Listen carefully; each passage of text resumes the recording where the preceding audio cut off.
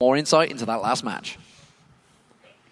Thanks very much, guys. Now, at the beginning of the day, we were saying Impaler has to do good, Mr. Raleigh has to do good for Supa Hot Crew, but I thought that as a whole, they just did everything as a team a lot better than the other team. What do you think they particularly excelled at in this matchup, Dexter? I think Impaler did pretty good this game, and also Mr. Wallace did good, but I don't agree with the Renekton pick without TP. I mean, they lost the level 1 really hard. Like, I think it was a misplay from C9 because they had 3 buff start, and it was all because of the TP. Like, if you have a TP at top lane, it's really easy to just secure 2 buffs, and yeah, if you don't have it, you are at a huge disadvantage. So that puts them into a position where they were like forced to actually farm up on the jungle, but yeah, he didn't get punished fast, like hard enough, I think, and he was 2-0 or something, and yeah, Xin Zhao beats Kha'Zix actually in the jungle, so I mean, yeah, I think it was just overall underperformance from C9. I have to agree. I mean, Supa Hot Crew as a team, when it came to team fights, when it came to moving around the map, vision control is the thing we talked a lot about upstairs. They were just a better team, in this game at least. Take the Dragon fight, which was actually one of the deciding ones, where Supa Hot Crew gets a few kills. They have 3 pink wards, and there's nothing from Cloud9. There's no vision, and yet they walk down, the fight starts, and Supa Hot Crew wins it.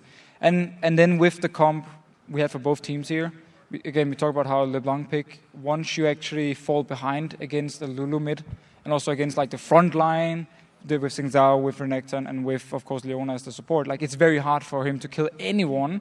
So he actually became pretty much a non-factor when it came to team fights, and also meant therefore Supa Hot Crew just a full control. Yeah, and if you don't have any vision control, how are you going to get those picks off as well? Let's focus maybe also on that mid lane matchup a little more. We saw Selfie going for Lulu, going for a maximum CDR Lulu to make a huge impact on the game. What did you guys make of the build?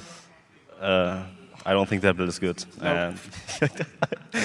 It didn't make any sense to just rush Lucidity boots, and then he had the Codex too for like 30% cooldown reduction, and then the Morello Nomicon on top of that, blue pots and blue buff, and I thought he was playing Earth mode with like 80% cooldown reduction. So. But it worked. No, well, yeah, they won the game, but just remember as well, with the changes to Lulu, you can't do the doubled little lands anymore. Normally you needed, I believe it was like 28% CDR, and you could do the double one. You can't do it anymore, even with 40% or 75%, which yet, of course, it caps at 40. So his build didn't make sense in this case. Obviously, they won the game. They won the game, yeah. He got there. We thought he was going to go for the DFG. He went for Def Cap instead, luckily, which worked out really well for him. Also helped again to destroy the burst from LeBlanc here. The Lulu pick was good. The build, kind of. Not so much. Looking at that game, as we said before, we think that Mr. Raleigh might come up huge. He didn't even come up huge in this game because he didn't have to. Does this spell bad news for C9 going into the next game? I think they might have to ban Lucian. I think Lucian is just, like, why would you give the best player the best hero on that position?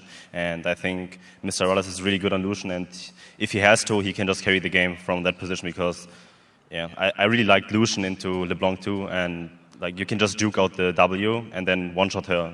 There's nothing LeBlanc can do, and yeah, I think overall a Lucian ban might be needed, but people think that Graves is actually really good against Lucian, but if you're really, like, it's a skill matchup, but I think Lucian has the advantage in every matchup, so yeah.